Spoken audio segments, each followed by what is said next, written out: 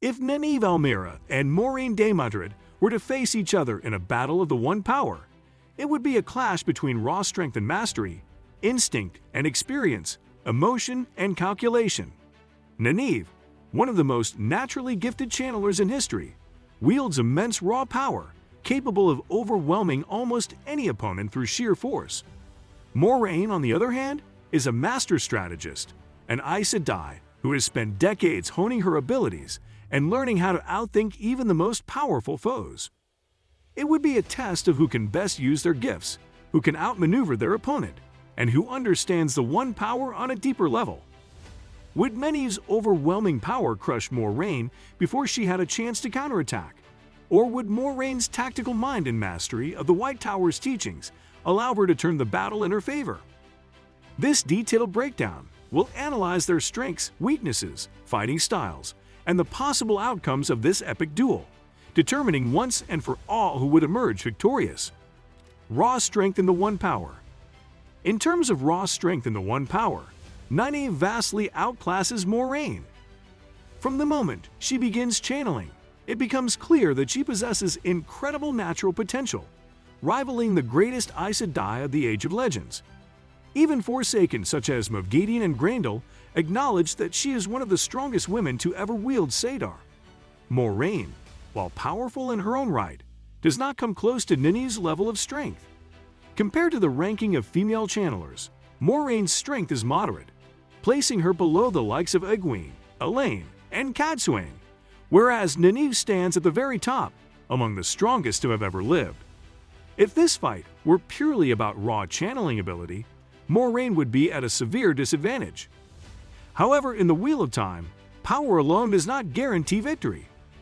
While Nynaeve has the potential to obliterate her opponents, she does not always have the skill or experience to do so effectively. Moiraine, though weaker in strength, is far more skilled in precise weaves, misdirection, and tactical magic, making this fight far more than just a battle of raw power. Lan Mandragoran.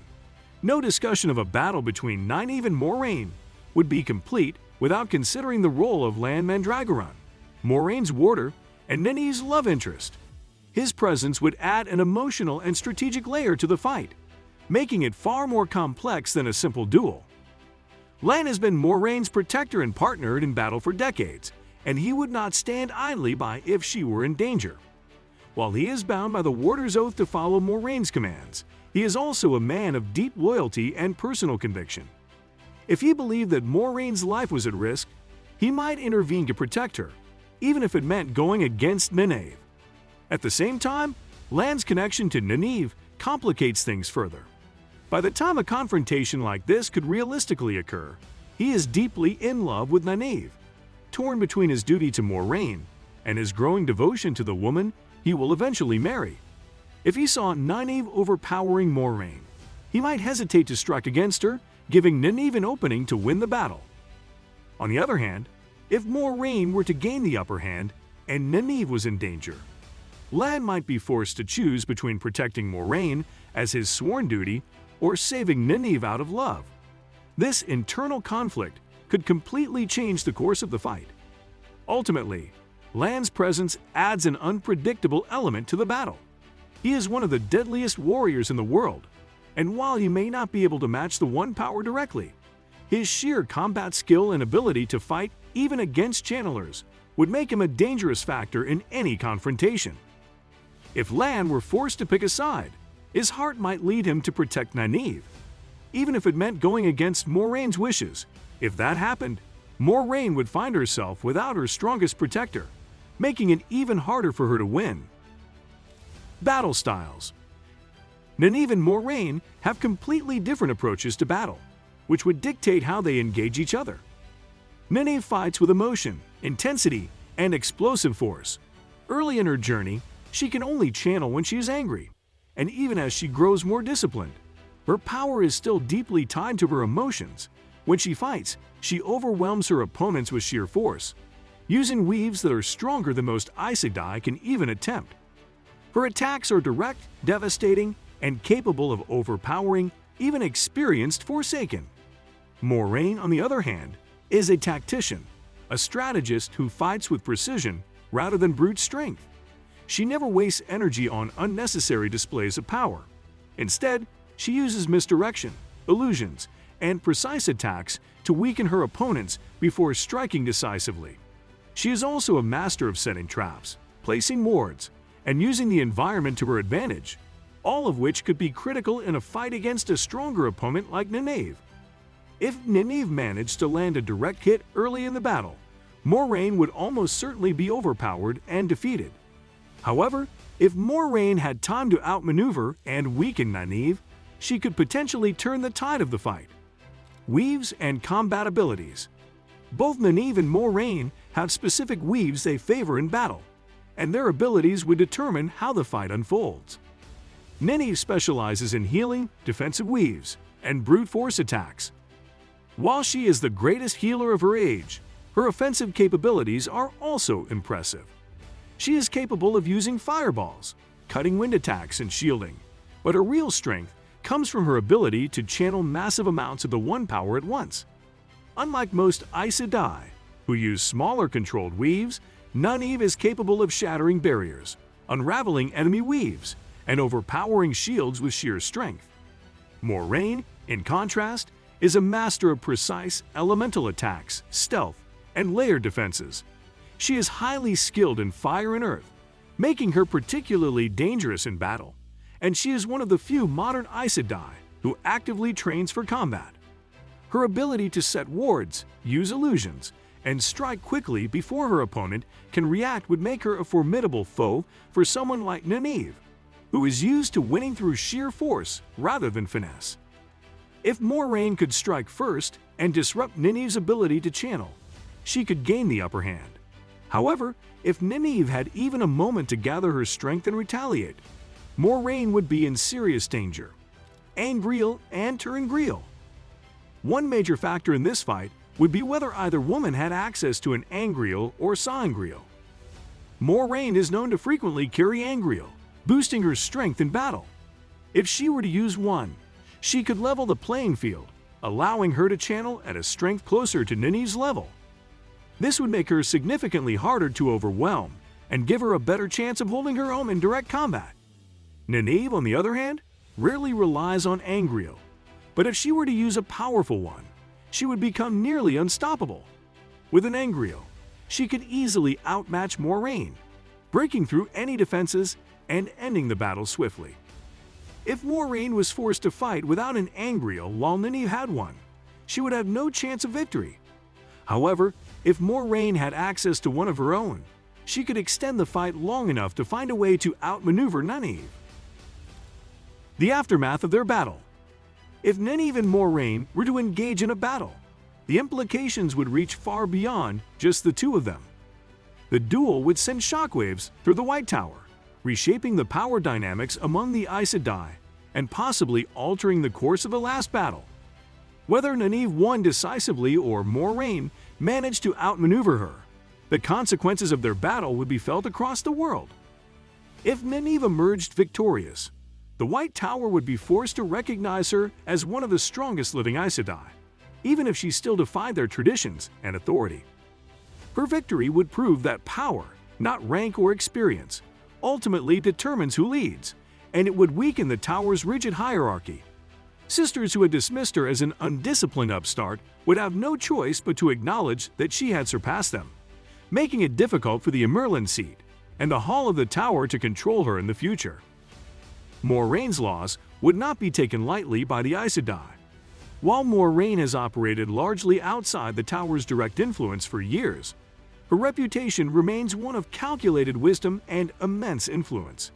If she were publicly bested by Nynaeve, it could be seen as a symbolic passing of the torch, signifying that the new generation of channelers is stronger than those who came before. For Nynaeve, victory in such a battle would come with its own burdens. The White Tower has always sought to control those who are too powerful to fit within its hierarchy, and if Nynaeve were to defeat Moiraine, the Emerlin seat might either try to elevate her as a leader or, more likely, seek to suppress her influence to prevent her from destabilizing the Tower's traditions. The more powerful and independent Nynaeve becomes, the harder it will be for the White Tower to dictate her path. If Moiraine were to win, the result would be even more politically charged. A victory for Moiraine would reinforce the belief that experience and knowledge matter more than raw strength, sending a message that power alone does not define an Aes Sedai's worth. It would prove that Nynaeve, despite her immense potential, still has much to learn, and it might even force Nynaeve to reconsider her attitude toward the White Tower and structured training. However, such a victory would also carry its own risks. If Moiraine were seen as having used deception or unfair tactics to win, it could alienate younger and stronger channelers, making them question whether the White Tower truly values their potential or simply seeks to keep them in check.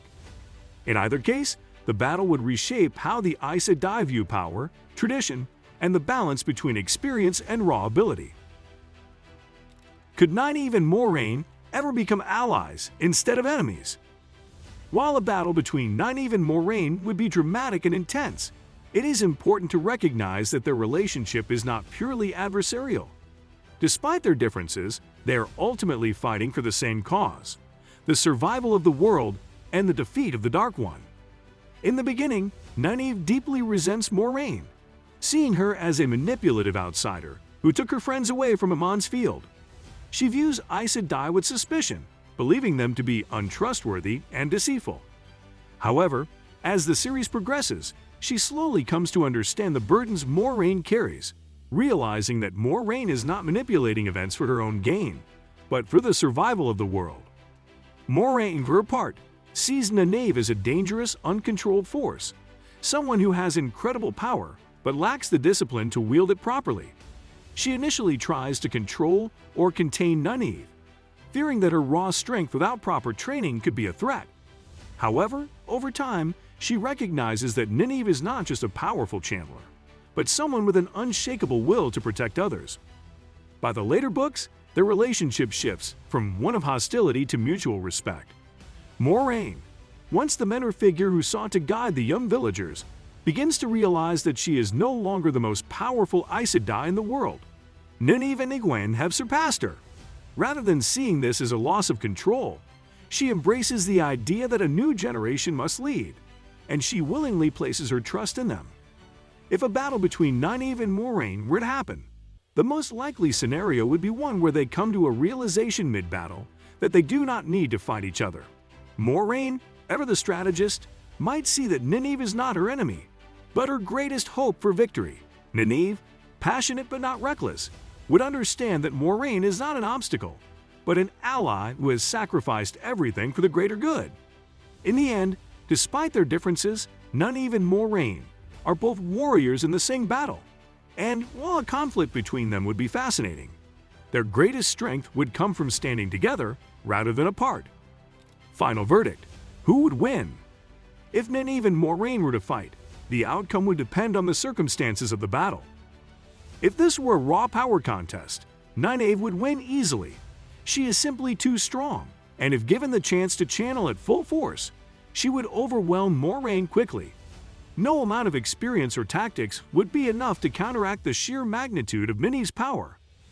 However, if Moiraine were able to set traps, use illusions, or strike first, she could potentially weaken Nynaeve before she had the chance to fully unleash her strength.